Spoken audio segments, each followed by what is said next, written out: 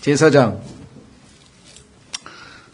출애굽기 25장, 6장, 7장에 걸쳐서 지금 하나님께서 성막을 지성소부터 시작해가지고 안에 있는 그 기구들, 그 퍼니처라고 하는데 기구들 하나하나를 만들어 가도록 아주 설계도를 지시를 쭉 하셨죠. 그래서 우리가 지난번 27장에서는 드디어 이제 번제단까지 했고, 그 다음에 마지막 뜰. 그래서 이제 남아있는 거는 두 가지죠. 향단. 성소 안에 지성소와 성소를 가르는 휘장이 있고, 그 휘장 바로 앞에 향단이라고 해서 이제 향단이 있고 향로가 있어서 거기에서 이제 이 향을 피워서 하나님 앞에 이제 1년에 한 번씩 대제사장이 지성소 안으로 들어가게 되어 있는데, 향단에 대한 언급은 30장에 뒤에 나옵니다. 물두멍도 마찬가지인데, 이것은 뭐냐면 대제사장이 해야 될 그 직무에 필요한 도구들이에요. 그래서 그 두 가지를 언급하기 전에 대제사장과 제사장들의 이 하나님 앞에서 갖추어야 될 그 의복들과 그 다음에 그들을 기름을 부어서 하나님 앞에 봉헌, 우리 바친다 그러죠? 봉헌하는 일이 29장에 나와 있습니다. 그래서 이제 그 봉헌이 돼서 하나님 앞에 헌신한 이 대제사장과 제사장들이 이제 어떻게 하나님 앞에 나아갈 것인지, 그래서 그들이 해야 될 일들을 설명할 때에 물두멍하고 향단이 30장에 가서 기록이 되어 있고, 31장에는 이제 기술자를 임명해야죠. 설계도만 지금 쭉 설명을 해놨기 때문에 실제적으로 기술자에게 성령으로 충만하게 하나님께서 하셔서 이제 그 명령을 내리시고, 실제적으로 이제 작업이 들어가는 것은 35장에 가야 이제 작업이 들어가요. 순서가. 그런데 아시다시피 32장, 33장, 34장에는 성막을 실제로 짓기도 전에 여러분 잘 아시는 이 금송아지 사건이 일어나서 율법을 깨트리는, 율법을 어기는 엄청난 일들이 이제 벌어지게 됩니다. 그래서 이제 출애굽기는 이제 거의 그런 과정을 거쳐서 진행이 되는데, 오늘 제사장의 의복이라고 하는 내용이 28장에 나와 있습니다. 그래서 의복 종류가 상당히 많아요. 그래서 이것 하나하나에서 가지고 있는 의미와 이런 것들을 우리가 성경을 찾아서 이제 추정할 수는 있지만, 구체적으로 이 구약 시대에 하나님께서 지시한 내용들을 우리가 뭐 아주 길이, 그 다음에 뭐 색깔, 뭐 이런 것까지 다 이렇게 하나하나 이렇게 다 할 수는 없는 거고, 다만 히브리서에서 이 제사장, 대제사장인 그 아론과 그의 아들들이 예수 그리스도와 우리들이죠. 우리가 예수 그리스도가 대제사장이고 우리가 제사장들이 됐는데, 우리와의 연관해서 영적인 교훈들을 얻는 쪽으로 우리가 한번 좀 살펴보려고 합니다. 자, 우선 의복을 한번 읽어서, 본문 읽어서 어떤 것들이 있는지는 일단 한번 확인을 해봐야 될 것 같습니다. 자, 28장 1절. 너는 이스라엘 자손 가운데 내 형 아론과 그와 함께한 그의 아들들을 내게로 취하여 그가 제사장의 직무로 나를 섬기게 할지니, 곧 아론과 아론의 아들들인 나답과 아비후와 엘르아살과 이다마를 취할지니라. 자, 여기서 우선 아론과 그와 함께한 그의 아들들, 그러니까 대제사장과 아들들이 합쳐져서 한 팀을 이루어서 하나님을 섬기는구나, 그걸 알 수 있죠. 예. 그런데 섬기는 주체는 누구라고 했냐면은 그가 제사장 직무로 나를 섬기게 할지니, 그러니까 아론과 아들들을 합쳐서 하나님께서는 그냥 하나로 해서 그가 이렇게 표현하셨어요. 신약에서도 우리도 예수 그리스도께서 대제사장이신데 그분이 머리가 되시고 우리가 몸이 돼서 우리와 그리스도와의 하나됨, 연합됨에 대한 언급이 나오죠. 예. 자, 그 다음에 2절. 너는 내 형 아론을 위하여 거룩한 의복들을 만들어 영광과 아름다움으로 삼을지니라. 자, 여기서 살펴봐야 될 것 중에 1절에서 하나 더 놓쳤군요. 이거 내게로 취하여란 말, 내게. 그러니까 제사장의 직무는 3절에도 끝에 보면 나를 섬기리라, 맨 마지막 표현이 나를 섬기리라 그랬죠. 그러니까 제사장은 모든 이스라엘 민족을 대표해서 하나님 앞에 가서 어떤 대변인 역할을 하는 겁니다. 그렇죠? 그래서 핵심은 주님을 섬기는 직무를 수행하는 자가 바로 제사장인데, 이 제사장이라고 하는 단어 자체의 의미는 아시다시피 이 가까이 다 나아온다. 그러니까 하나님 앞에 가까이 나아오는 자, 나아가는 자란 뜻이에요. 근데 아시다시피 모든 사람이 다 죄를 지었기 때문에 하나님 앞에 함부로 나갈 수가 없잖아요. 죄 문제가 해결되지 아니하면. 그래서 그 죄 문제를 감당할 수 있는 그러한 누군가가 필요한 겁니다. 예수 그리스도께서 우리를 대신해서 하나님 앞에 죄 문제를 해결하였듯이 이 아론도 그와 같은 역할을 하는 거죠. 예를 들면 38절 보세요. 출애굽기 28장 38절에 보시면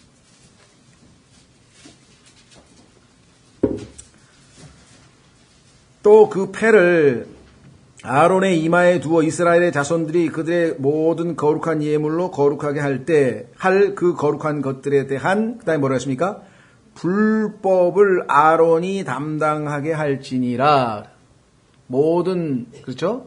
백성들의 불법을 대표 한 사람이 담당하게 되는 그 역할을 우리가 제사장이란 말을 쓰는데, 이 제사장이라고 하는 단어는 영어로 이제 프리스트라고 하는 단어인데, 이 단어를 오늘날 소위 말하면 로마 카톨릭 교회에서 그대로 가져다가 사용을 하는데, 다만 표현을 용어를 제사장이라는 용어를 쓰지 아니하고 사제라고 하는 말을 씁니다. 사제.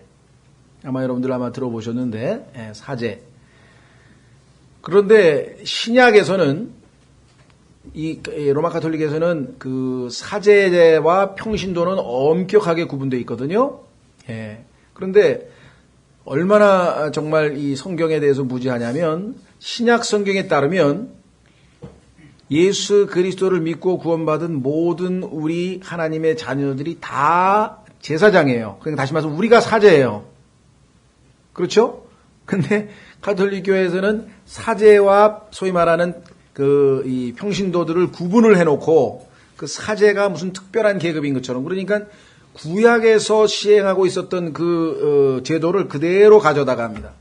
예배 드리는 그 방식도 보면은 뭐 향을 이렇게 흔드는 거로서부터 시작해가지고 이 복장서부터 시작해가지고 거의 신약 교회와는 아무 상관이 없는 구약적인 것들을 그대로 지금 이 가져다가 정말 제사를 지낸다는 표현도, 물론 미사가 바로 제사죠. 제사를 지낸다는 표현도 쓰고, 신약에서는 예수 그리스도께서 단 한 번의 희생 제사로 이미 모든 것이 다 이루어졌고 더 이상 이제 미사를 포함해서 그 어떤 형태의 제사도 필요 없다고 성경에 얘기를 했는데, 정말 이 뭐라 그럴까, 표현을 어떻게 해야 될지 모르겠네요. 몰라도 어떻게 그렇게 모를 수 있을까? 성경에 대해서 아예 모르는 건지, 뭐 가톨릭의 그 교인들이야 뭐 그냥 상당수 개신교 신자들처럼 그냥 왔다 갔다 교회만 다닌다고 치고, 소위 말하면 성직자라고 해서 10년 가까이 공부하잖아요. 그 사람들은 또.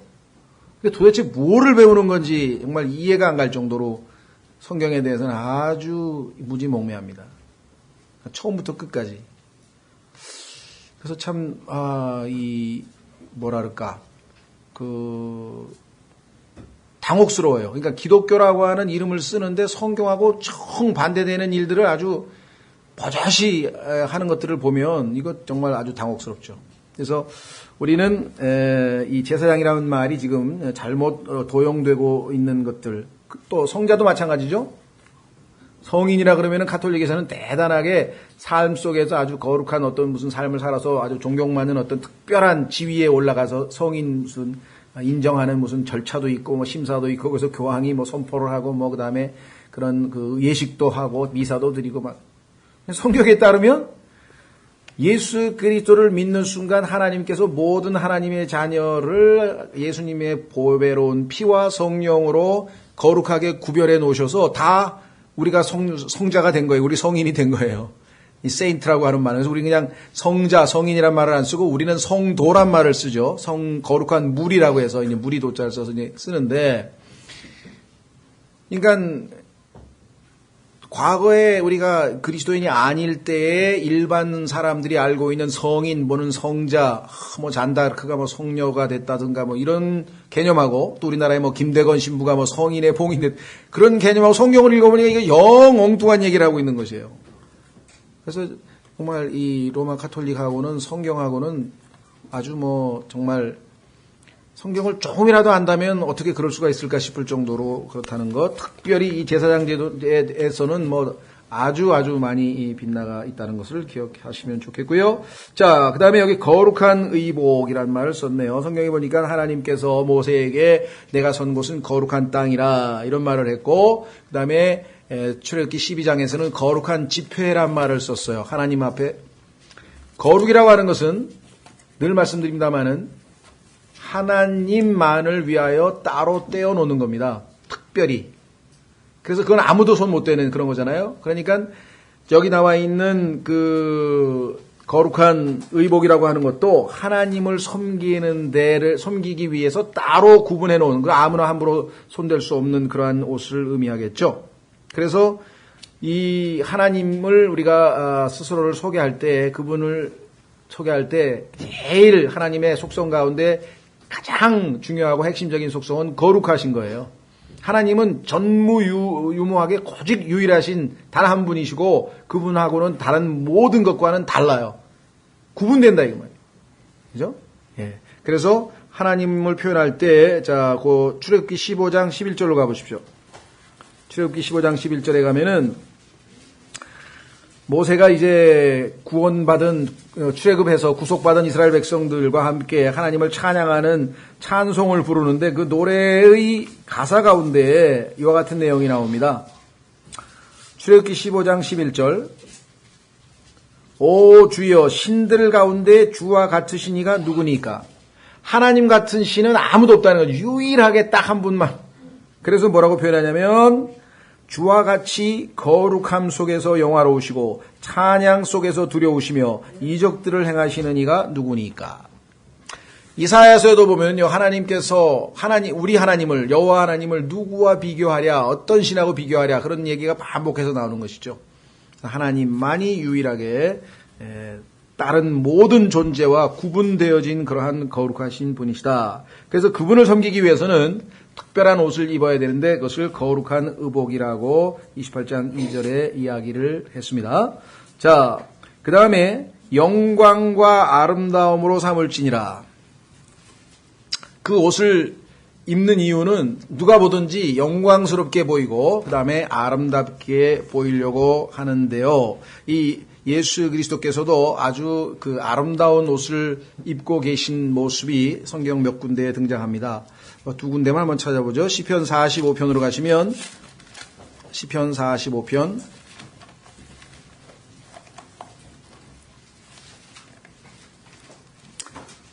시편 45편은 내용은 앞부분은 왕이신 예수 그리스도가 등장하고 나머지 뒷부분은 그 왕비가 등장해서 소위 말하면 이 하늘에서 열릴 어린 양의 혼인식을 묘사하고 있는 그런 내용입니다.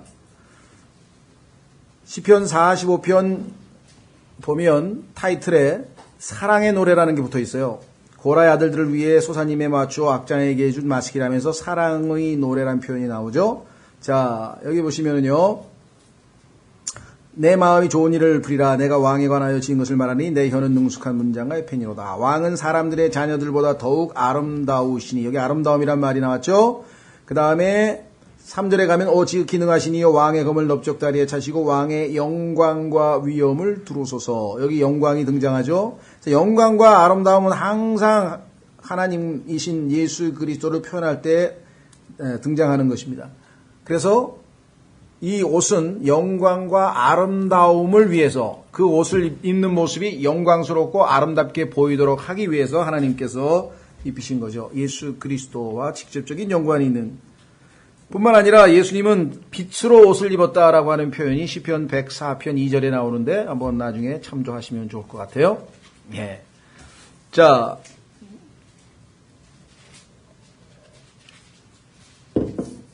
다음에 28장 3절로 가면 너는 마음이 지혜로운 자 곧 내가 지혜의 영으로 충만하게 한 모든 자들에게 말하여.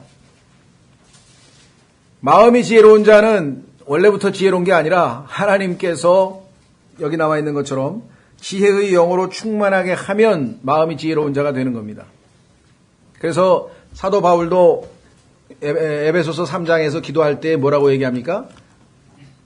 지혜의 영을 너희에게 주사, 이런 표현을 썼죠. 그렇죠? 우리에게. 그래서 하나님께서 지혜의 영으로 충만하게 하면 그 사람이 마음이 지혜로운 자가 된다. 여기 성경이 말씀했고요. 그래서 하나님께서 의복을 지을 사람들을 충만하게 하신다. 하나님의 일은 하나님께서 지혜의 영으로 충만하게 하셔서 마음이 지혜로운 자들을 통해서 하나님의 일들을 해나가시는 것입니다. 신약교회의 사역도 마찬가지입니다. 하나님께서 하나님의 일들을 하나님 방식으로 처리를 해야 그것이 나중에 아름답고 영광스러운 모습으로 드러나지, 그렇지 아니하면 우리가 알다시피 정말 정반대로 영광이 아닌 또는 아름다움이 아닌 좀 추악한 모습으로 드러난 일도 허다하죠. 예. 자, 그 다음에 그를 거룩히 구분하게 할지니, 이건 아까 말씀드렸고요. 거룩한 의복들을 말씀할 때 그리하여야 그가 제사장의 직무로 나를 섬기리라. 자, 그런데 구체적으로 이제 의복에 대한 언급을 하는데요. 그들이 만들 의복은 이러하니 곧 흉배와 에봇과 겉옷과 수놓은 속옷과 관과 허리띠니라. 그들이 내 형 아론과 그의 아들들을 위하여 거룩한 의복들을 만들어 그 제사장의 직무로 나를 섬기게 할지니라. 자, 그래서 이제 에봇에 대해서 언급하네요. 그들은 금실과 청색과에서 쭉 이제 설명을 하는데 이거 한번 그냥 들어두시면 돼요. 그리고 지난번에 여러분들에게 드렸던 이 보시면 제사장이 입는 이 의복이 이 그림을 봐야 여기서 지금 얘기하는 것들을 다 알 수가 있어요. 그래서 어깨에 견대가 있고 가슴에 흉배가 있고 그 안에 에봇이 있고 에봇 겉옷이 있고 그 안에 입는 속옷이 있고, 그렇죠? 예. 그래서 허리띠가 있고 머리에 쓰는 관이 있고, 이러한 모든 것들은 그냥 글로 읽어서는 이게 머릿속에 들어오질 않아요. 희미하게 무슨 소리를 하나 싶죠. 장막도 마찬가지야. 성막도 짓는 그 설계도를 글로 읽어가지고서는 도저히 머릿속에 들어오질 않아요. 그래서 이 도표를 이걸 드렸을 때 이걸 통해서 이렇게 만들어진 거구나. 그렇죠? 확인을 하실 수 있으면 좋겠습니다. 자, 그래서 우선 하나님의 말씀이니까 본문은 그냥 읽어나갑니다. 조금 지루하시더라도 반복되는 얘기가 많으니까. 5절에 그들은 금실과 청색과 자주색과 주홍색 실과 고운 아마실을 취할지니. 지난번에 우리 다 얘기했죠. 하늘을 나타내는 청색, 그 다음에 왕권을 상징하는 자주색, 그 다음에 예수님의 고난과 피를 상징하는 주홍색, 그 다음에 예수님의 의로움을 나타내는 고운 아마실, 이건 흰색이라 그랬죠. 그런데 거기에 금실이 하나 더 들어가네요, 이번엔. 성경에서 금은 항상 신성을 나타낸다 그랬죠. 예수 그리스도의 신성함을 나타내는 것. 자, 6절. 그들이 정교한 솜씨로 성령이 충만할 때는 하나님의 일은 정교한 솜씨로 정말 해나갈 수 있습니다. 그 다음에 금실과 청색과 자주색 실과 주홍색 실과 가늘게꼰 아마실로 에봇을 만들되 에봇의 두 어깨 조각을 에봇의 양 끝에 연결하여 이로써 그것이 같이 연결되게 할지니라. 에봇 위에 있는 에봇의 정교한 허리띠는 에봇을 만드는 방법으로 에봇과 같은 것으로 만들되 금실과 청색과 자주색과 주홍색 실과 가늘게꼰 아마실로 만들지니라. 너는 줄마노 2개를 취하여, 보석이네요.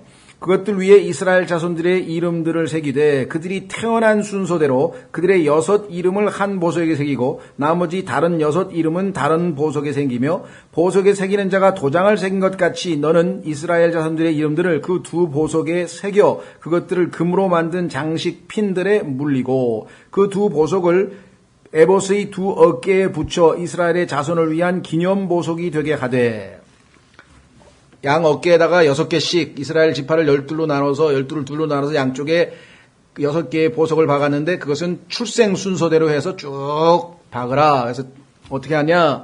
기념 보석이, 자, 여기 기념이라고 하는 단어는 우리가 생각하는 무슨 이 기념식 이런 것들이 떠오르는데 조금 더 달리 표현하면 기억하도록 하기 위한 것이에요. 여기 지금 우리로 하여금 기념한다는 얘기하고 그 목적은 기억하기 위한 것인데요. 아론이 주 앞에서 자기의 두 어깨에 그들의 이름들을 떼어 기념이 되게 할지니라. 너는 금으로 장식 핀들을 만들고 양 끝에 순금으로 사슬 2개를 만들되 꼬아서 만들며 그 꼰 사슬들로 장식 핀들에 달지니라. 여기 지금 보면은 이 견대가 위에서부터 밑으로 내려와 있는 견대라 그러죠. 어깨.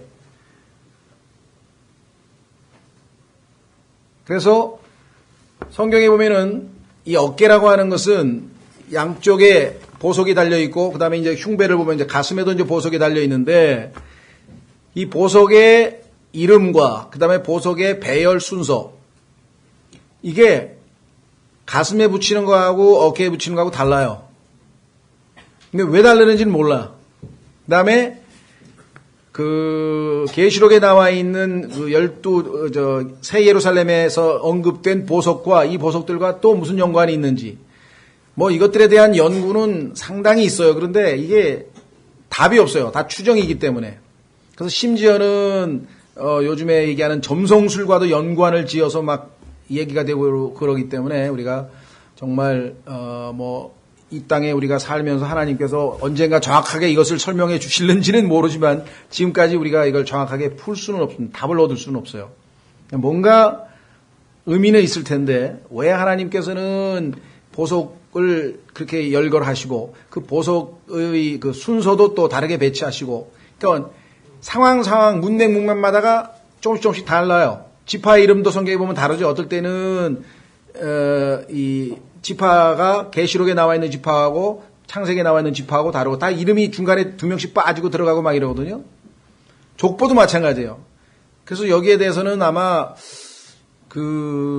누가 정확하게 권위 있게 성경적으로 이렇게 설명하는 사람이 다 이렇게 유일하게 누구 한 사람이라고 얘기할 수 없는 게 다 견해가 다릅니다. 뭐 저도 읽다가 나중에 지쳐가지고 야 이 사람 또 이렇게 얘기해 이 사람 얘기야 야 이건 내가 손댈 문제가 아니구나. 예, 그래서 여러분들이 그냥 일단 참조를 하셨으면 좋겠어요. 자, 흉패도 마찬가지 읽습니다. 본문을.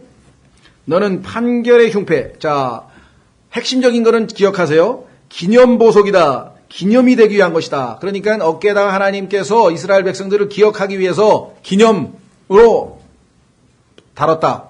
어깨 견대의 보석. 하나 기억하시고 그 다음에 이번에는 흉패가 있는데 이 흉패는 판결의 흉패라는 이름을 붙였는데 왜 이러냐 나중에 보면은 이 흉패가 있고 그 양쪽 주머니에 가슴에다가 이게 정사각형의 흉패를 달고 양쪽 주머니에 우림과 둠밈이라는 걸 거기다 집어넣었어요.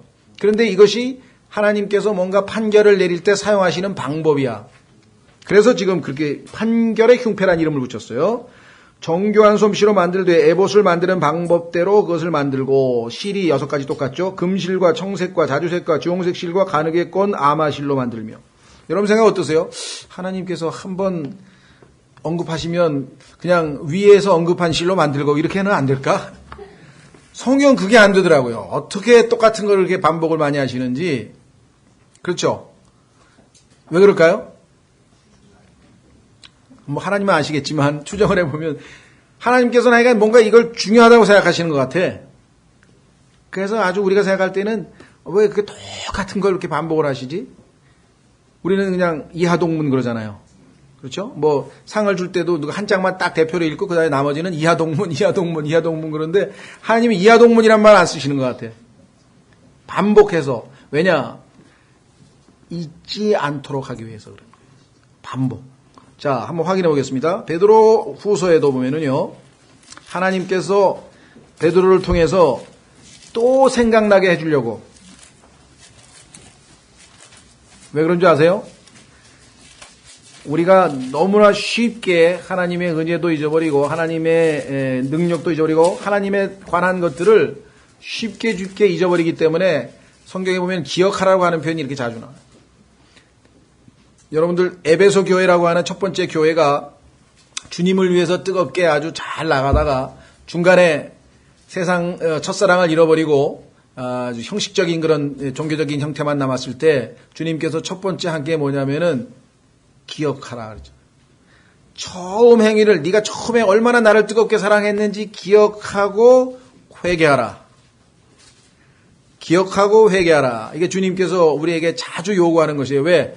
잊어먹었어. 주님을 처음에 만났을 때 그 뜨거웠던 첫사랑을, 그리고 내가 주님께 정말 헌신했던 그 순간을, 하나님을 위해서 살겠다고 다짐했던 그 순간을 자꾸 잊어버리니까. 그렇죠? 자, 베드로후서도 마찬가지예요. 뭐라고 하나 보세요. 베드로후서 1장 12절. 그러므로 비록 너희가 이것들을 알고 현재의 진리에 굳게 서 있을지라도, 너희가 굳게 서 있지 않다는 게 아니야. 너희도 다 아는 얘기야. 그리고 이미 굳게 서 있어. 너희가 항상 그것들을 기억하게 하는 일에 내가 게으르지 아니하리라. 기억나게 하도록 또 한 번 얘기하고 또 한 번, 또 한 번, 또 한 번 얘기한다. 왜? 참으로 내가 이 장막에 있는 동안에 너희가 기억하게 하여 너희를 일깨우는 것이 합당한 줄로 생각하노니. 그래서 우리는 하나님께서 계속해서 비슷한 반복적인 걸 통해서 늘 말씀드립니다마는 성경에서는 뭔가를 새로 배울 때, 이건 우리가 요즘 용어로 학습이죠. 처음 아무것도 안 해본 어떤 거를 새로 배울 때, 그것이 무엇이 됐든 간에, 예를 들면 나는 구원받은 다음에 성경에 대해서 아무것도 아는데 처음으로 성경을 좀 배워야 되겠다. 그렇죠? 예, 그때 하나님께서 사용하시는 방법. 아니면 내가 조각을 좀 배워야 되겠는데 아무것도 해본 적이 없는 사람이 처음으로 한번 배우려고 할 때. 그러니까 뭐든지 새로운 거를 학습할 때에는 하나님께서 세 가지 방식으로 우리에게 습득하도록 만들어주시는 것이에요. 첫 번째는 뭐냐? 그것은 유사라 그래요. 유사. 유사는 비슷하다 이거죠. 비슷한 것끼리, 그렇죠? 비슷한 것을 모아요. 비슷한 점. 그래서 성경에서는 하나님께서 자주 사용하시는 것이 뭐뭐처럼, 뭐뭐같이, 뭐뭐처럼, 뭐뭐같이. 그래서 천국에 대한 얘기도, 하늘의 왕국에 대해서도 비유로 마태복음에 쭉 뭐뭐와 같으니라. 그렇죠? 가로 섬 안에 누룩을 넣은 여인과 같으니라. 하늘의 왕국은 여인과 같으니라. 그 다음에 누룩과 같으니라. 누룩을 넣은 빵과 같으니라 하면서 뭐뭐와 같으니라, 뭐뭐와 같으니라 해서 이렇게 비슷하게 해서 우리로 하여금 비유를 통해서 깨닫게 해주시는 거죠. 그렇죠? 예. 두 번째는 대조예요. 대조. 다른 거를 알아요. 다른 거. 아까도 말씀드렸죠? 하늘의 왕국하고 하나님의 왕국은, 왕국이라고 하는 점에서는 비슷하지만 하늘과 하나님은, 하나는 물질적인 어떤 공간을 얘기하는 거고 하나님은 인격적인 걸 얘기하고, 하나님의 왕국과 하늘의 왕국은 다른 걸 거 아니에요. 그렇죠? 근데 그거를 대한민국의 90%가 아니라 90, 한 7, 8%, 열에 100에 95, 90, 그 사람들은 다 하늘의 왕국이나 하나님의 왕국이나 똑같은 거라고 생각하고 있어요. 그럼 하늘하고 하나님하고 같은 겁니까? 그래서 우리 사람들은 이놈 하늘 무서운 줄 모르고 하늘하고 하나님하고 혼동해서 쓰나요? 그리스도인은 아니죠. 하늘을 지으신 분이 하나님이시고, 그렇죠? 예. 그래서 같은 것은 같은 것대로, 다른 것은 구분할 줄 아는 능력, 이것을 일단 배우는데 그 배우는 구체적인 방법이 뭐냐면은 반복이에요. 습득을 하려면 계속해서 반복을 해가지고 자기 걸로 만들어야 되거든요. 예. 그래서 지금 여기도 보면은 출애굽기뿐만 아니라 열왕기도 그렇고 하나님께서 하여간 어떻게 보면은 너무 지루하리란 만큼 12지파가 하나님 앞에 헌물을 바치는데, 대표자가 하나님 앞에 이제 탁 나와서 다 바치는데, 그 바치는 그 예물의 내용을 12번을 똑같이 반복을 하시는 거예요, 하나님께서. 솔직히 말해서 저는 그 12번을 똑같이 다 읽어본 적이 없어요. 한 5번쯤 이를 악물고 읽다가 저 이하 동문하고 그냥 밑으로 내려가는. 그리고 읽어도 이게 그게 그거 같아서 나중에는 읽어도 머리에 남질 않아요. 야, 정말 우리 이게 인간의 한계인가 보다. 하나님께서 이걸 재밌게 읽으시는데, 다 쓰셨는데, 12번을 반복해서 똑같이 쓰셨는데, 왜 나는 이게 안 될까? 자, 하여간 여기도 보니까 그 실 5가지 종류를 똑같이 반복하시네요. 자, 16절. 또 그것을 2겹으로 네모 반듯하게 만들되 그것의 길이가 한 뼘, 너비가 한 뼘이 되게 할지니라. 너는 흉패에 보송 물린 것, 즉 보송 4줄을 달되. 자, 3지파씩에서 4줄로 다는 겁니다. 그런데 이스라엘은 한자처럼 오른쪽에서 왼쪽으로 가는 거. 히브리어는 오른쪽에서 왼쪽으로 쓰는 거예요. 우리처럼 여기서부터 이렇게 쓰는 게 아니라 옛날에 우리 성경에도 그래서 이렇게 돼 있는 성경이 있죠. 예. 우리는 또 아래로 썼지만 여기는 아래로는 아니지만 옆으로 쓰지만 오른쪽에서 왼쪽으로 가는 식으로 돼 있어요. 아랍어도 그렇고 이게 이쪽에서 가기 때문에 항상 세상하고는 반대로 하나님께서 그래서 보석이 여기서부터 첫 번째, 두 번째, 세 번째, 네 개. 그러면 세 개에서 네 줄로 해서 12개의 보석, 이스라엘 12지파를 상징하는 거죠. 자, 그러면 보석 물린 것, 즉 네 줄을 달되 첫째 줄은 홍보석과 황옥과 송유석으로 하라. 이거 본 적이 없어가지고 보석을 실감이 잘 안 되는데, 그렇죠? 그러니까 성경 공부를 위해서는 가끔 보석상에 가서 보석도 좀 봐야 되는데. 첫째 줄은 이러할지니라. 둘째 줄은 에메랄드와 사파이어와 다이아몬드로. 다이아몬드는 알겠네. 셋째 줄은 호박과 만호와 자수정으로. 근데 이 호박은 저기 식물하고는 좀 다른 거겠죠? 이 호박은. 넷째, 노랗습니까? 예, 여기 보면 뭐 노르스름한 것, 뭐 푸르른색인데 초록빛이 나는 것 하면서 보석 색깔도 다 써놨더라고요. 근데 난 읽다 말았어요. 난 별로 취향이 아닌 것 같아. 다이아몬드는 아닐 것 같은데. 예, 보석 좋아하시는 분들은 여기 반복해서 읽으세요. 예, 나중에 새 예루살렘에도 보니까 전부 보석이야.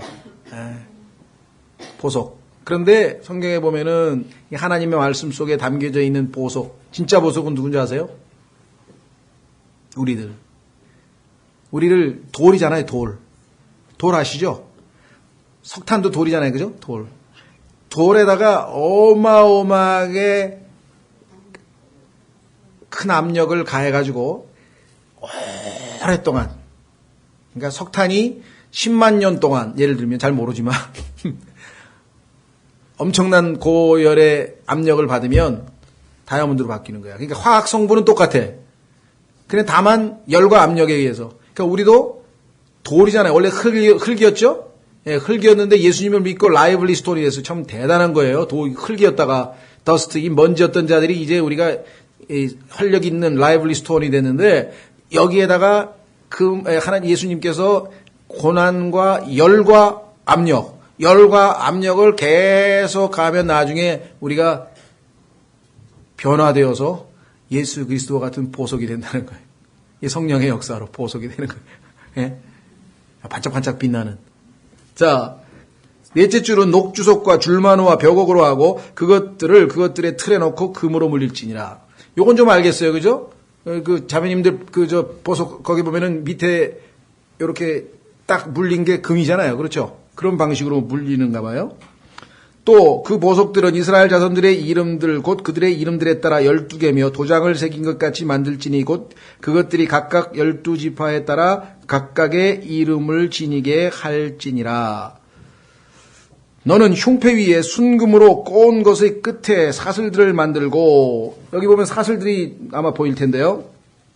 금사슬. 또 흉패 위에 금고리 2개를 만들어 흉패의 두 끝에 두 고리를 달며 흉패 끝에 있는 2개의 고리에 금으로 꼬은 2개의 사슬을 달고 그 2개의 꼬은 사슬의 다른 두 끝을 2개의 장식핀에 고정시키며 그것들을 에봇의 앞쪽에 있는 에봇의 어깨 조각들에 달지니라. 다시 말씀드리지만 이 설명서를 읽어가지고는 머릿속에 들어오질 않습니다.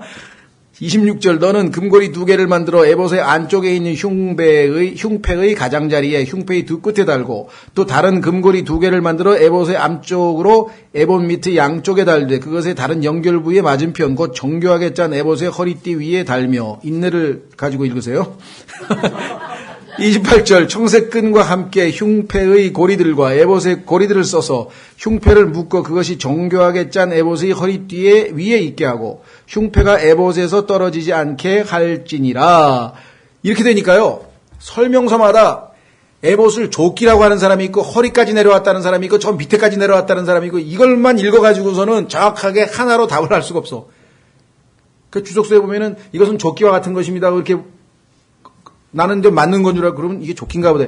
다른 책을 보니까 이것은 당연히 허리띠가 있기 때문에 조끼 같은 게 아니라 더 밑으로 내려와. 그러니까 이거를 읽고 성경을 주석한 사람마다 다 견해가 다르니까 여기서 제가 무슨 답을 하겠습니까?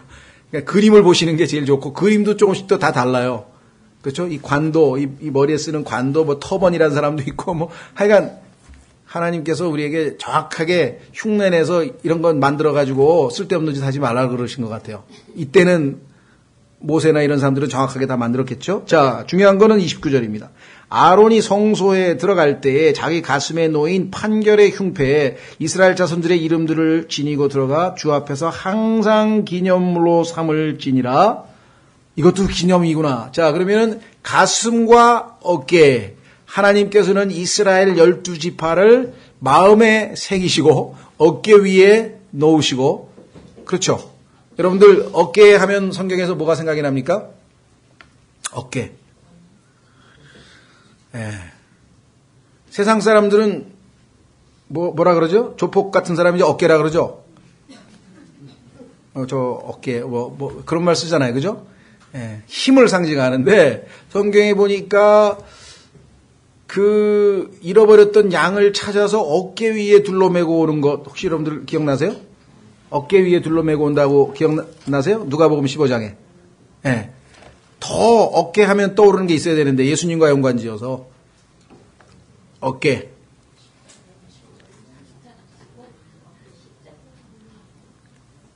예, 예수 그리스도의 통치를 나타내는 어디에 있어요? 이 세상의 모든 government, 정부가 주님의 어깨 위에 놓여 있다라고 하는 구절이 있잖아요. 통치. 그렇죠? 자, 이사야서 9장으로 갑니다. 이사야서 9장. 그러니까 단지 하나님께서 이스라엘 백성들을 마음에만 품으신 게 아니라 어깨 위에 올려놓고, 대단하죠? 견대 아시죠? 여러분들 여기다가 계급장 다는 이 딱 견대. 거기다 별 4개짜리 별이 쫙 빛나잖아요. 하나님께서 이스라엘 백성들을 아주 사람들에게 내 백성이라고 영광스럽게 되고 아주 거룩한 백성이라고 자신있게 나타내실 수 있는.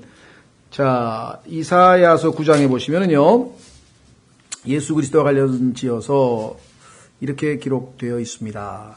이사야서 9장 6절, 이는 한 아이가 우리에게 태어났고 한 아들을 우리에게 주셨는데. 성경 읽으실 때 우리가 때로는 아주 조심스럽게 읽어야 되는데요. 여기 보시면 아이는 태어났어요.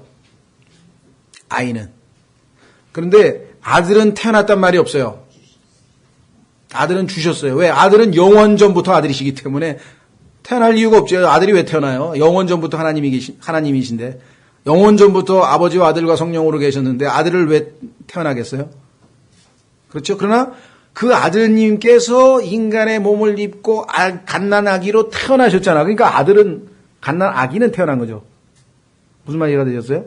자, 그래서 그의 어깨에는 정권이 놓이고 온 우주의 통치를 이분께서 하실 것이라고 하는 것을 우리가 알 수 있죠. 자, 그래서 다시 돌아오셔서 가슴과 관련된, 마음과 관련된 구절 한번 좀 찾아보죠. 우리 예레미야 31장에서 한 구절만 좀 확인해 보겠습니다. 하나님께서 이스라엘 백성이 늘 마음에 품고 다녀서 구약 시대에는 하나님께서 이스라엘 백성들을 자기 뭐라 그랬습니까? 아내라 그러죠. 아내. 내가 네 남편이라 그래요. 하나님께서.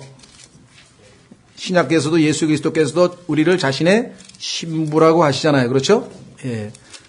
예레미야 31장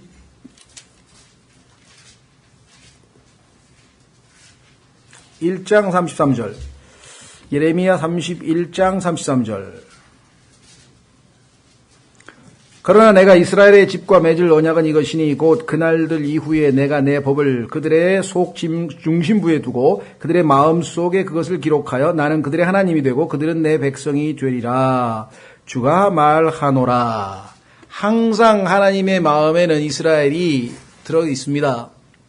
늘 기념하고 기억하고 계시죠. 그래서 우리는 어깨도 기념, 가슴에 있는 흉패도 하나님께서 이스라엘을 늘 기억하고 계시다고 하는 사실을 우리에게 알려준다, 계시해 주신다라는 것을 우리가 배우고, 신약 시대에도 우리도 예수 그리스도께서 늘 우리를 사랑하셨죠. 그래서 교회를 예표하는 인물이 성경에 여러 나오는데 그 중에 하나가 요한입니다.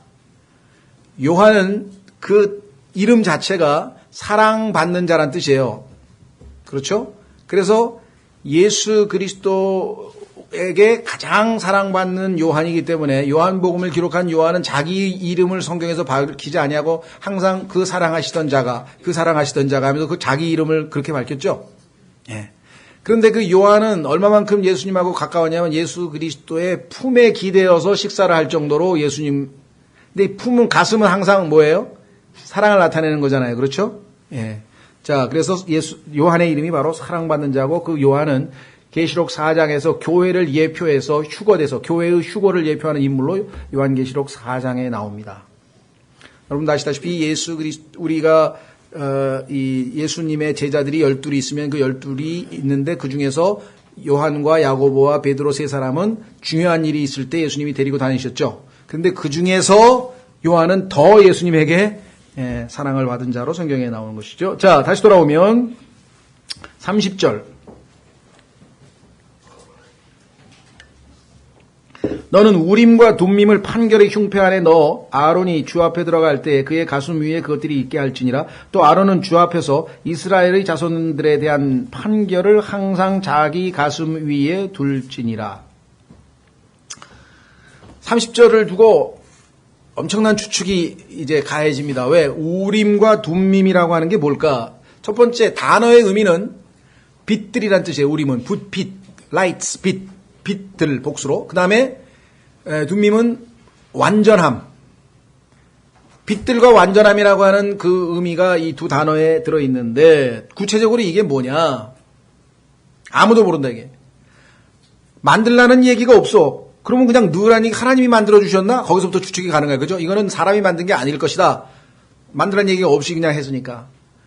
자, 하나님이 주셨을 것이다. 두 번째, 구체적으로 이게 뭐냐? 그랬더니 어떤 분들은 검은 돌과 흰 돌인데 이게 하나님 뜻에 맞습니까? 흰 돌이 나오면 하나님 뜻이고 검은 돌이 나오면 그래서 일종의 그렇게 하는 소위 말하면 판결의 흉패라는 뜻이다. 판결을 위한 것이다. 그래서 제비뽑기와 유사한 거 아니냐. 예를 들면 요나단과 사울하고 백성들하고 누가 죄가 있는지 한번 제비를 뽑았더니 백성들은 아니고 요나단과 사울이. 그래서 나중에 요나단이 죄를 지은 것이 드러났죠. 사도행전에서 보면은 그 후계자 한 사람을 뽑을 때 제비 뽑아서 뽑았죠. 그래서 하나님의 뜻인지 아닌지를 물어보기 위해서 흰 돌과 검은 돌이 이 주머니에 들어있었을 것이다. 근데 이게 다 추측이에요.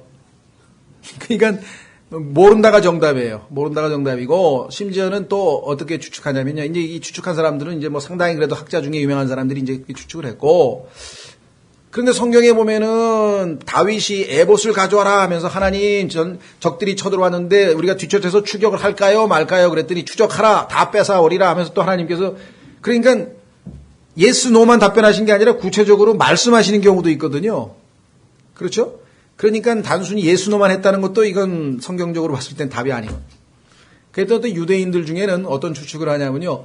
유대인들의 12지파가 여기 있잖아요. 그러면 보석이 있고 거기 12지파 있으면 그 12지파의 이름을 쭉 써보면 히브리어 22글자 중에 16개 글자가 거기에 들어있다는 거예요. 그래서 하나님께서 하나님의 뜻을 나타낼 때는 그 16개의 글자 중에서 빛이 번쩍번쩍거려서 단어가 만들어졌다는 거야. 그래서 하나님께 물어보면 하나님께서 그 단어를, 예를 들면 우리 손가락으로 하나님께서 벽에다가 글씨를 쓰셨잖아요. 예. 뭐 그런 방식으로 이 하나님이 의사표시를 하셨을 것이다. 근데 그것도 추측이고. 그래서 우림과 둠밈에 대해서는 하나님께서 하나님 방식으로 처결하셨다는 것 정도로 우리가 알아야지. 여기다가 시간을 다 보내면 정말 안 될 것 같고요. 그러나 정말 독특한 방식으로 하나님께서 누구든지 알아볼 수 있게 이게 하나님의 뜻이다 라고 하는 것을 알 수 있게끔 했다라는 것이죠. 자, 그 다음에 계속 나갑니다. 우선 어디까지는 오늘 31절부터 우선 하여간 전체적으로 옷에 대해서 한번 보는 거예요. 그 다음에 어떤 옷이 있냐. 너는 에봇에 받쳐 입을 겉옷을 전부 청색으로 만들며, 여기 보면 청색으로 만든 겉옷 보이죠? 밑에까지 길게 내려오는 거. 네. 청색으로 만들며 그것의 한가운데 그것의 꼭대기에 구멍을 내고, 이건 뭐냐면 동그랗게 돼 있는 옷인데 거기에 가운데 구멍이 뚫려 있어요. 그래서 쏙 집어넣으면 이걸 판초라 그런 거 아세요, 여러분들? 판초라 그래가지고 우비처럼 저 아메리칸 인디언들이 입고 그런 거예요. 딱 목 집어넣으면은 그래서 그 목 주변에는 이제 실밥이 안 흩어지도록 또 그것을 다 기우라고 또 여기 성경에 하나님 써놓으셨어요. 그래서 이게 이제 나중에 보시면 예수 그리스도와 어떤 관계가 있는지 예수님도 이런 옷을 입으셨거든요. 자, 보시면은요. 32절 그것의 한가운데 그것의 꼭대기에 구멍을 내고 사슬 갑옷의 구멍처럼 그 구멍 주위에 짜서 만들 것으로 돌아가며 가를 둘러 그것이 찢어지지 않게 할지니라. 자, 그 다음에 너는 그 옷의 단 밑으로 단의 주위로 돌아가며 단을 달았어요. 단. 그 옛날에 보면 여자들 자매님들 보면 이렇게 긴 뭐랄까 치마에 보면 뭐 이렇게 단을 멋지게 또 레이스 달듯이 그런 걸 달래는 거예요. 하나님께서. 청색과 자주색과 주홍색 실로 성류들을 만들고 어떻게 보면 이게 여자 옷 비슷한 것 같죠? 근데 하여간 성류들을 만들려고 했는데 성경에서 성류는요 또 굉장히 복잡하지만 핵심은 다산이에요. 많은 풍요로운 열매. 안에 보면 뭐 씨가 엄청나게 많죠. 성류. 또 돌아가며 성류들 사이에 금방울을 달되 그러니까 성류가 있고 금방울 있고 성류 이렇게 계속 반복하다 보니까 방울과 방울끼리 쨍그랑 부딪히지 않게끔 또 그렇게 만들었어요. 그 다음에 그 겉옷의 단 주위로 돌아가며 금방울 하나 성류 하나 금방울 하나 성류 하나 아주 자세하게 지시하시네요. 꼼꼼하시죠? 네. 그것은 아론이 섬기기 위하여 입을지니라. 그가 주 앞에 성소에 들어갈 때와 나올 때에 그의 소리가 들리게 할지니 그리하여야 그가 죽지 아니하리라. 여기서도 또 이제 추측성 기사가 또 난무하는 거예요. 도대체 이게 무슨 소리냐? 전통에 따르면, 저도 그게 전통인 줄 몰랐어요. 근데 그 전통이라는 게 실제가 아니고, 성경에 보면, 나중에 레위기에 보면은, 사실은, 아예 그 성경을 찾아보면은 지금 이 추측성 기사가 그러니까 엉터리라는 게 금방 입증되는 성경 구절들이 여러 개가 있어. 이제 그거 좀 이따 말씀드리고, 가장 사람들에게 알려진 것은 뭐냐? 대제사장이 1년에 한 번 지성소 안으로 들어가는데 그렇죠? 그 지성소 안에는 하나님의 그룹이 있고 임재가 있고 아주 그냥 영광이 차욱하고 이래서 정말 두렵고 떨리는 곳이잖아요. 그래서 그 피를 가지고 들어갔는데 하나님이 정하신 그러한 어떤 거룩의 절차라든가 뭐가 하나라도 잘못되고 제사장이 자기 죄부터 다 속죄하고 정결한 가운데 들어가 있는데 뭐 속죄를 안 했다든 뭔가 하여간 절차가 어긋났을 때에는 제사장이 들어가서 죽는다는 거예요. 여기 나와 있는 것처럼. 특히 방울 소리가 들려야지 움직이는 거 아니에요. 살아있는 거니까. 근데 방울 소리가 안 들리면 죽은 거 아니에요. 그래서 제사장이 들어갈 때 발에다가 끈을 묶어가지고 들어가서 만약에 소리가 안 나서 죽었다 그러면은 다른 사람도 들어가면 다 죽잖아. 거기는 들어가면 다 죽는 데거든요. 제사장도 피 없이는 들어갈 수 없는 데니까. 그래서 그 제사장의 시체를 끈으로 잡아당겨서 끄집어내기 위해서 그렇게 했다. 뭐 이런 추측성 얘기가 나오는데 성경에 보니까 대제사장이 속죄일에는 지금 얘기하는 이 겉옷을 벗어놓고 에봇만 입고 들어가야 돼 있어. 그러니까 아예 그걸 입고 지성소 안으로 들어가지도 않아. 이 옷은 성소에서 일할 때만 입는 거야. 그러니까 우리가 이 참 성경을 몰라서 그렇지 무지몽매한 이야기가 얼마나 많은지 몰라요. 저도 과거에 뭐 누가 천사에는 뭐 루시엘이 있고 뭐 그다음에 뭐 미가엘이 있고 그다음에 가브리엘이 있고 그래가지고 루시엘이 타락을 해가지고 루시퍼가 됐다는 거야. 그래서 난 그걸 어디서 배웠는지 모르지만 가르치니까 또 열심히 또 맞는 줄 알고 가르쳐요. 나중에 보니까 성경에 루시엘이라는 사람 없어. 원래 처음 이름이 루시퍼야. 원래 처음 이름이. 전부 다 만들어낸 전통이에요. 그러니까 성경에 없는 이야기들을 너무나 많이 만들어냈는데 그 중에 하나가 지금 얘기한 거. 지성소 들어갈 때 죽을까봐 이렇게 방울을 달아서 끄집어낸다. 뭐 이런 얘기부터 시작해서. 그러니까 성경이 말씀하시지 않는 곳에서는 우리도 입 다무는 게 제일 낫죠. 그렇죠? 네, 추측 더 이상 하실 필요 없이. 자, 중요한 거는 우리가 얻을 수 있는 교훈입니다. 자, 그러면 36절에 순금으로 패를 만들어. 패 아시죠? 이마에다가 도장에 새긴 것까지 그 위에 주께 거룩한 것이라 새기고 하나님 앞에 거룩함 이걸 붙이고 들어가야 돼요. 나중에 천년왕국 때에는 말 있죠. 말에도 주께 거룩함이라는 팻말을 붙여야 돼. 왜 말에다가 하는지 난 잘 모르겠어요. 근데 스가랴에 보면은 말에다가 그걸 붙이라고 하나님께서 말씀하셨어. 다만 하나님 앞에는 거룩치 아니한 것은 절대 용납되지 않는다고 하는 교훈을 우리가 얻는 거죠.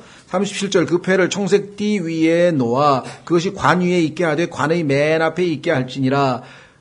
관은 또 뒤에 나와요. 또 그 패를 아론의 이마에 두어 이스라엘의 자손들이 그들의 모든 거룩한 예물로 거룩하게 할 그 거룩한 것들에 대한 불법을 아론이 담당하게 할지니라. 예수 그리스도께서 죄인들의 모든 불법을 담당하신 것처럼 아론이 그것을 담당하기 위해서 이마에다가 그걸 붙인다 이거죠. 그 패가 항상 그의 이마에 있을지니 그리하여 주가 그것들을 받으리라. 패를 안 붙이면 안 받으신다는 얘기입니다. 너는 고운 아마로 속옷을 만들어 수노와 만들고 고운 아마로 관을 만들며 바느질로 허리띠를 만들지니라. 그러니까 39절까지가 대제사장의 옷이에요. 그렇죠? 문제는 대제사장과 그 아들들, 즉 제사장들과는 또 달라요. 그래서 40절부터는 제사장들, 아들들이 입는 옷인데요. 너는 아론의 아들들을 위하여 속옷을 만들고 그들을 위하여 허리띠를 만들며 그들을 위하여 모자를 만들어. 아까는 관이라 그랬죠. 마이터라 그래. 영어에는 마이터, M-I-T-R. 근데 이번에는 번넷이라 그랬네. 번넷. 달라요. 구분이 돼요. 대제사장이신 예수 그리스도와 우리 그의 제사장들과는 차이가 있죠. 마찬가지입니다. 영화롭고 아름답게 할지니라. 아, 이거는 같구나. 차이가 있죠. 제사장과 대제사장의 차이는 있지만 그러나 궁극적으로 아름답고 거룩한 것은 같아요. 너는 그것들을 내 형 아론과 그와 함께한 그 아들들에게 입히며 그들에게 기름을 부어 그들을 거룩히 구분하고 거룩히 구별하여 그들이 제사장의 직무로 나를 섬기게 할 것이며. 이 내용은 29장에 전체적으로 설명을 합니다. 어떻게 하나님 앞에 세우는지. 또 그들을 위하여 아마로 반바지들을 만들고 그것들이 허리에서부터 넓적다리까지 이르게 하여 그들의 벌거벗음을 덮게 할지니라. 창세기에도 나오고 성경 전체에서 이 벌거벗음과 그다음에 덮음, 그렇죠? 가리움과의 차이. 하나님께서 가죽옷을 만들어서 가리우게 함이라 그랬죠. 우리가 하나님 앞에 가리우지 아니하면 우리의 수치스러운 모든 것들을 다 하나님 앞에 드러내면 그분 앞에 갈 수가 없어요. 의로우시고 거룩하신 분 앞에. 그래서 우리는 예수 그리스도를 믿을 때에 그리스도로 옷 입게 되죠. 그래서 하나님이 우리를 볼 때는 우리의 그 본래 모습이 아니라 예수 그리스도를 우리 보시기 때문에 우리가 항상 하나님 앞에 은혜의 왕자 앞에 나아갈 수 있는 거라고 말씀했죠. 43절 아론과 그의 아들들은 회중의 성막에 들어갈 때나 제단에 가까이 나와 성소에서 섬길 때 그것들을 입을지니 그리하여야 그들이 불법을 담당한 채 죽지 아니하리라. 그것은 그와 그의 뒤를 이을 그의 씨에게 영원한 법규가 될지니라. 자, 그래서 하나님께서 제사장들에게 입혀야 될 의복들에 대해서 우리가 자세하게 그냥 읽어봤는데 핵심은 무엇인가 하니 하나님 앞에는 아무나 나아갈 수 있는 것이 아니라 반드시 하나님께서 정하신 그 방법대로만 하나님 앞에 나아갈 수 있다. 그래서 그 백성 전부를 대변해서 하나님 앞에 나아갈 수 있는 자, 즉 가까이 나아가는 자로서 아론과 그의 아들들을 하나님께서 선정하셨다. 그런데 그 아론은 다름 아닌 대제사장이신 우리 주 예수 그리스도를 예표하고 있다. 그래서 히브리서에 가면 아론과 예수 그리스도를 비교하고 그 다음에 예수 그리스도의 대제사장으로서의 직무에 대한 언급이 굉장히 많이 나옵니다. 그렇죠? 예. 그래서 우리가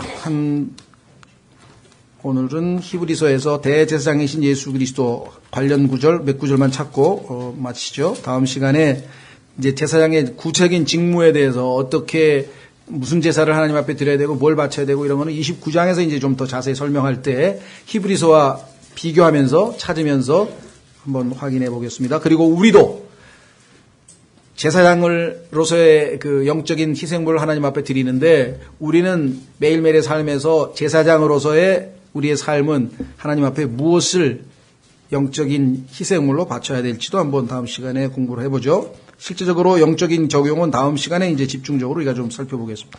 자, 히브리서 2장으로 먼저 가보십시오.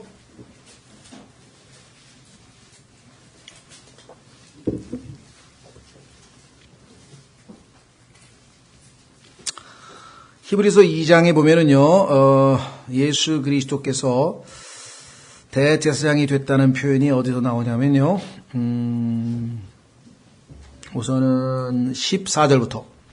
그러나 자녀들은 살과 피에 참여한 자들이므로 그분도 마찬가지로 같은 것의 일부를 취하셨으니 이것은 그분께서 죽음을 통해 죽음의 권능을 가진 자 곧 마귀를 멸하시고 또 죽음을 두려워하여 평생토록 속박에 얽매인 자들을 건져내려 하심이라. 진실로 그분께서는 자기 위에 천사들의 본성을 취하지 아니하시고 자기 위에 아브라함의 씨를 취하셨도다. 그러므로 모든 일에서 그분께서 자기 형제들과 같게 될 필요가 있었으니 인간하고 똑같이 슬퍼하시고 인간하고 똑같은 삶을 사셨는데 이것은 그분께서 하나님께 속한 일들에서 긍휼 많고 신실하신 대제사장이 되사 백성의 죄들로 인해 화해를 이루려 하심이라. 예수님이 우리와 똑같은 인간으로서의 삶을 체험하셔야 대제사장의 자격이 주어진다는 것이죠. 18절 그분께서 친히 시험을 받아 고난을 당하셨은즉 시험 받는 자들을 능히 구주하실 수 있느니라. 3장 1절도 마찬가지. 그러므로 거룩한 형제들 곧 하늘의 부르심에 참여한 자들아 우리의 신앙 고백의 사도시며 대제사장이신 그리스도 예수님을 깊이 생각하라. 그렇죠? 자, 한 구절만 더 읽고 마치겠습니다. 제사장에 대해서 반복해서 히브리서 뒤에 나오기 때문에 다음 시간에 29장을 공부할 때 우리가 대제사장이신 예수 그리스도, 그다음에 대제사장인 아론과의 비교, 그다음에 아론의 아들들과 예수 그리스도의 제사장들인 우리들과의 비교, 이런 것들은 한번 다음 시간에 보고요. 자, 대제사장이신 예수 그리스도께서 우리에게 날마다 필요하신 분이신 것이 히브리서 4장 14절부터 16절까지. 성경에 보면요, 아론은 대제사장이라고 성경에서 얘기했는데 예수님과 아론과의 차이점이 많이 나오지만 그 중에 하나 중에서 칭호도 한 가지 더 붙어 있어요. 예수님께는 뭐가 붙어 있죠? 예수님은 대제사장이라고만 돼 있지 않고 앞에 뭐가 하나 붙어 있죠? 위대하신. 아론은 대제사장인데 예수님은 위대하신 대제사장이야. 거기 보면은 14절 그런즉 우리에게 위대하신 대제사장 곧 하늘들로 들어가신, 성막으로 들어가신 분이야. 이분은 실체 안에 들어가셔서 셋째 하늘들로 들어가신 하나님의 아들 예수님이 계신 줄 알므로 우리가 우리의 신앙 고백을 굳게 붙들자. 우리에게 계신 대제사장은, 자, 이제 여기서부터 중요하죠. 우리의 연약함의 감정을 몸소 느끼지 못하시는 분이 아니요. 우리가 인간으로서 갖는 연약함 많죠. 정말 조금만 육체적으로 고통스러워도 우리가 참 견디기 힘들고, 또 어떤 슬픔이 우리에게 너무 강한 슬픔이 오면 그것도 견뎌내기 힘들고, 또 어떤 정말 충격적인 일을 당하면 금방 좌절하고, 그렇죠? 그래서 지금 우리 주변에도 보니까 정말 너무 쉽게 어떤 좌절해서 그냥 뭐 목숨을 끊으려고 하는 사람도 있고, 뭐 우울증에 빠진 사람도 있고, 너무나 그런 사람들이 지금 더 심해지는 것 같아요. 점점. 자, 우리의 뭘 이해한다고요? 여기 나와 있는 것처럼 연약함의 감정을, 자, feeling이라는 말을 썼네요. feeling. 요즘 많이 쓰는 거죠? 사람들이 제일 많이 쓰는 단어 중에 하나가 이 feeling이라는 단어인데, 어떻게 우리가 이 땅에서의 삶 속에서 연약함 가운데 느끼는 거 있잖아요. 우리의 그 feeling까지도 예수님은 다 느끼신다 이 말이에요. 친구로부터 배반도 당해보셨죠? 가난하게도 살아보셨죠? 아주 그냥 극한으로 추운 데도 계셔봤죠? 더운 데도 계셔봤죠? 피곤도 하셨었죠? 일이 바빠서 식사할 시간도 없으셨죠? 우리가 겪을 수 있는 모든 것들을 다 체험하셨기 때문에, 그래서 성경에서는 그거를 압축하면 세 가지. 여기 보세요. 뭐라고 되어 있냐? 모든 점에서 우리와 똑같이 시험을 받으셨을 때 죄는 없으신 분이시니라. 어떤 분들은 예수님께서는 결혼을 안 하셨기 때문에 바가지는 안 긁혀볼었을 거 아니냐. 그 괴로움을 어찌 아시겠느냐. 뭐 이런 분이 계세요. 성경에는 모든 인간이 겪는 시험은 세 종류로 나누셨어요. 그래서 뭐냐면 육신의 정욕과 안목의 정욕과 생의 자랑이야. 그러니까 우리는 강론으로 가면 종류가 수백 개가 되죠. 그렇죠? 어떤 분들은 그러잖아요. 아, 노아의 홍수, 그 노아의 방주 안에 어떻게 그 많은 짐승들이 다 들어갔냐. 성경에 보면 카인드가 있잖아요. 종류. 그러면은 개는 6마리만 가면 교배하면은 다 지금의 수백 종, 수천 종이 나오는 거예요. 무슨 말 이해가 되셨어요? 예. 마찬가지로 이 세상에 존재하는 인간이 겪는 희로애락 뭐 이걸 다 하면 셀 수도 없어 아마. 케이스별로 하면은. 그렇죠? 그런데 하나님은 그거를 쫙 분류해서 딱 보니까 하나는 육신의 정욕. 두 번째는 안목의 정욕, 세 번째는 생의 자랑. 그죠? 네. 그래서 이 세 가지에 다 해당이 돼. 분류를 쫙 해보면은. 그런데 예수 그리스도도 세 가지를 다 시험을 받으셨죠. 처음에 이분은 어떻게 했어요? 보암직도 하고, 그렇죠? 그 다음에 먹음직도 하고, 그 다음에 지혜를 줄 만큼 탐스럽기도 하고, 자, 먹음직한 거 뭡니까? 육신의 정욕. 보암직한 거 뭡니까? 안목의 정욕. 그렇죠? 인간에게 안목의 정욕이 있다는 얘기는요, 선전을 많이 할수록 매출은 올라가는 거야. 보면은 인간은, 그렇죠? 어떻게든 사람들로 하여금 보게 만들어야 돼, 보게 만들어야 돼. 그러니까 그냥 무슨, 전철에도 붙어 있고 버스에도 붙어 있고 심지어 요즘에 버스 벽에다 거기다 가도 뭐 광고가 나오고 계속 눈에 들어오게 되면은 인간은 안에 있는 탐욕이 일어나서 자동으로 그러니까 아주 되게 돼 있죠. 그렇죠? 그러니까 육신의 정욕, 안목의 정욕. 그다음에 이제 조금 고급으로 올라가면은 인간이 명예욕이라는 게 있어요. 남에게 인정받고 싶은 거를 이거에 노예가 된 사람들이 소위 말하는 예술인들이잖아요. 탤런트니 뭐 이런 사람들도 보면 남이 인정해 줄 때는 그냥 뭐 하늘나같이 올라갔다가 아주 그냥 바닥으로 내려가면 못 견뎌서 뭐 자살하든지 뭐 막 마약에 이렇게 되는 거 아니에요. 그렇죠? 이 세 가지. 그러면 이브에게 써먹어서 무너졌죠? 예수님께 똑같은 방식으로 접근했을 때 예수님께서는 다 뭐라고 했습니까? 기록되었으되. 만약에 여러분이 시험에서 이기려고 한다면은 기록되었으되 하기 전에는 절대로 못 이긴다 이 말이에요. 어떤 시험이든 기록되었으되 하기서 거기에 해당되는 하나님의 말씀의 검으로 배워야 마귀가 무너지지. 그렇죠? 막 금식 기도를 하고 막 예수 이름으로 나가라 쫓아댄다 막 소리를 지르고 그거 가지고 되는 일이 아니에요. 항상 마귀를 물리칠 시험을 이길 수 있는 방법은 기록되었을 때 하나님의 말씀의 검이 나가면 마귀는 더 이상 거기에 대해서 대응할 수가 없죠. 그래서 우리와 똑같이 시험 받으셨을 때 죄는 없으신 분이라. 시험은 받았습니다. 똑같이. 그러나 죄는 없으셨어요. 자, 여기에서 이제 우리에게 소망이 있는 거예요. 그런데 그분이 내 안에 들어오셔서 이 땅에서 내가 육신의 정욕과 안목의 정욕과 세상의 자랑이라고 하는 그 시험을 받을 때 예수 그리스도만 의지한다면 그분께서 어떻게 하실 수 있어요?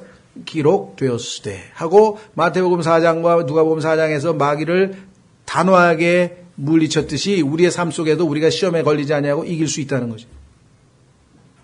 문제는 뭐냐? 우리에게 여기 나와 있죠. 그러므로 우리가 긍휼을 얻고 필요한 때에 도우시는 은혜를 얻기 위해 은혜의 왕자로 담대히 나아갈 것이니라. 주님께 도움을 요청하면 주님께서 우리 안에서 역사하시는데 무조건 아무렇게나 역사하시는 게 아니에요. 반드시 하나님의 말씀의 검이 있어야 돼. 그렇기 때문에 하나님의 말씀을 여러분들이 부지런히 읽고 마음에 간직하고 있을 때 성령께서 하나님의 말씀을 떠올리게 하고 그 말씀을 믿음으로 행사했을 때 단칼에 좌우의 양날선 검처럼 마귀를 뵐 수 있는 것이지, 이게 준비가 되어 있지 않으면 하나님께서도 우리를 도와줄 수가 없어. 그렇죠? 자, 그래서 오늘 대제사장이신 예수 그리스도에 대해서 정말 우리를 언제든지 도우실 수 있는 분, 다음 시간에는 조금 더 이제 오늘 의복에 나와 있는 이러한 좀 어려운 얘기보다는 더 제사장, 그 다음에 예수 그리스도 관련 지어서 더 공부해 보도록 하겠습니다. 다 같이 일어나셔서